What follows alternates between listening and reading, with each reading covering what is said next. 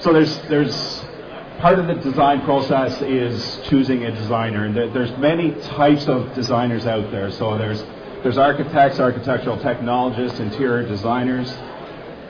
The designers typically specialize in their area of practice. So there's people that design apartment buildings, stores, kitchens is another example of designers.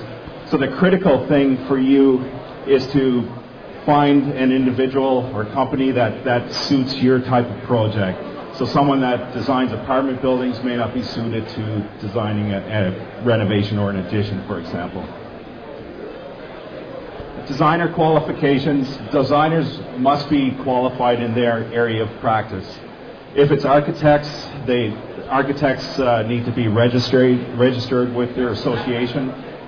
If it's architectural technologists or interior designers, they must have a BCIN number, which is a building code identification number.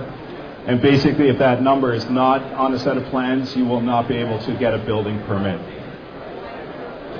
Architects are actually regulated through the Architects Act, so architects do not need a BCIN number. So part of the design process is, will a designer listen to you?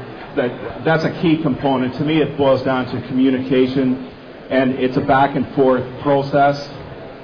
The designer definitely needs to incorporate your needs and wants. Also, what are you trying to do with your project? Are you trying to make an architectural statement, or are you trying to blend in with the existing conditions? So whatever the style is, if it's modernist or arts and craft, does that meet your style? The particular designer, what kind of styles do they work with, design with? And again, does that really meet your criteria with respect to what you're looking for from a design perspective? Also, definitely look at previous work. I would strongly encourage you to check out whoever you're thinking of using. In today's age, the websites are a really nice way of having a look at different styles. So things to consider during the design process: spatial planning. Will the furniture fit? The time to realize that it doesn't fit is not when you've constructed everything and moving in, and then you go, ooh, now what? So it's important, things like furniture, interior traffic flows. So if we have a bunch of door openings and then furniture, somebody's watching TV, but everybody walks in front of you all the time, does that really make sense?